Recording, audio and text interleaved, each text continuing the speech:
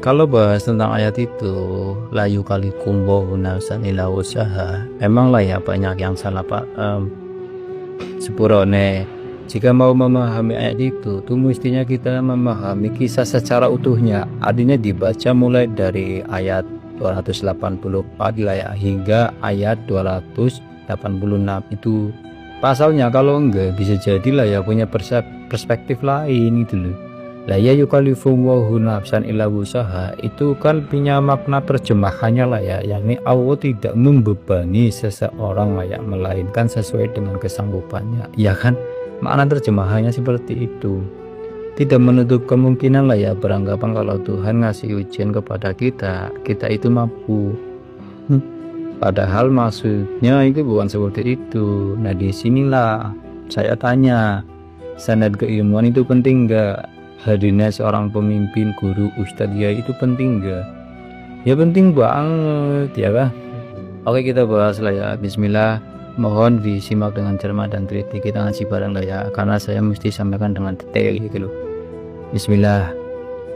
Lillahi ma fi samawati wa ma fil ard wa in tubtu ma fi anfusikum aw tukhfuhu yuhasibkum bihillah wa yaghfiru liman yasha'u wa ya'dhibu ma yasha'u wa huwa ala kulli syai'in qadir. Amana rasulu bima unzila ilaihi min rabbih wal mu'minun kullun amana billahi wa malaikatihi wa kutubihi wa rusulihi la nufariqu baina ahadin min rasulih wa qalu sami'na wa ata'na ghufranaka rabbana wa ilaikal masyir. La yukallifullahu nafsan illa wusaha ila akhirih lah ya. Jadi ini loh Kak, ini simak dengan baik loh ya. Intinya seperti ini, apapun bentuknya yang ada di bumi dan di langit itu milik Allah. Jadi misal kita berucap dalam hati lah ya, baik itu ucapan buruk atau baiknya kita, sekalipun itu rapi lah ya, kita sembunyikan dalam hati kita, maka Allah tetap yang tahu dan Allah pun akan menghisapnya itu loh. Namun ingat, Allah juga punya kehendak lah ya, kuasa mengampuni atau tidaknya atas kesalahan hambanya itu loh. Nah persoalannya di sini, ketika para sahabat tahu tentang turunnya ayat itu, maka para sahabat merasa bertambah bebannya. Lah piye nggak jadi beban coba? Setiap ucapan kita yang dulu-dulu sebelumnya lah ya, sebelum bertuhankan Allah, itu akan dihisab. Ya jelas dong, kita semua akan disiksa. Lah ya dari kecil loh kita menyembah berhala, terus apa gunanya kita masuk Islam gitu. Wis ngene bae, gini aja daripada bingung sendiri lah ya, kita kenal bisa aja minta kejelasannya gitu. Pergilah ke baginda Nabi, menghadaplah para sahabat tadi. Ye ada apa? Ini kok rame? Ngene loh ya Rasul. Is oke lah, kami dibebani dengan pekerjaan-pekerjaan yang sanggup kami kerjakan, seperti sholat, puasa, jihad, sedekah, dan seterusnya. Nah di sini permasalahannya ya Rasul, dengan turunnya ayat yang sampean sudah sampaikan pada kami, terus terang ya Rasul, kami tidak sanggup melaksanakannya. Kemudian Nabi mempertegas saya. Juga ada kekhawatiran lah bagi Nabi, takutnya ini para sahabat itu seperti para ahli kitab sebelumnya itu loh, yang mana setelah mendengar ininya seperti itu lalu menjadi durhaka. Akhirnya Nabi memohon pada Allah lah ya, lalu turunlah ayat la yukallifullahu nafsan illa wusaha ila akhiri.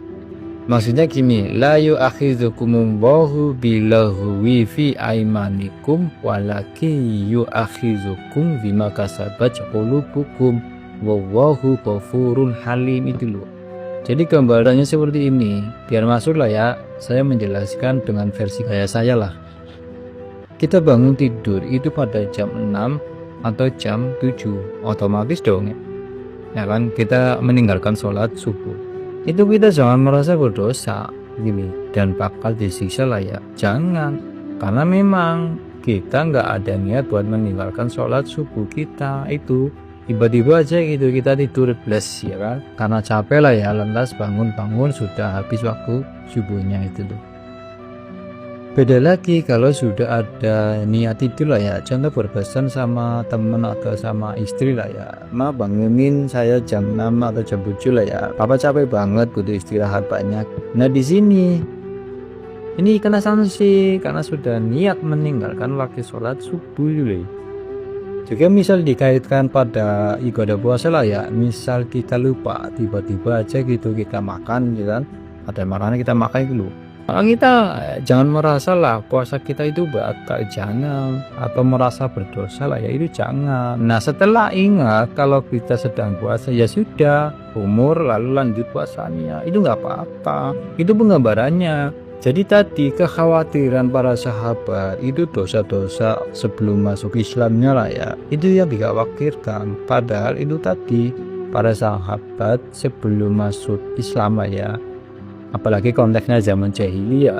Tadi seperti kita memahami kondisi daripada seorang mu'alaf itu loh. Nah iya itu kan dihitung baru lahir kan kalau mu'alaf itu. Nah di sini yang dimaksud la yukallifullaahu nafsan illa wus'aha. Jadi persoalannya itu bukan tentang ujian baik ekonomi, musibah atau apalah itulah ya, itu bukan. Itu beda ayat lagi tentang ujian, yang itu beda. Tapi ayat ini yakni tentang hukum syariat gitu loh. Kapan-kapan dah saya bahas tentang ujian ayatnya dulu. Gimana? Paham lah ya? Kalau belum paham ya simak lagi. Wow, lanjut.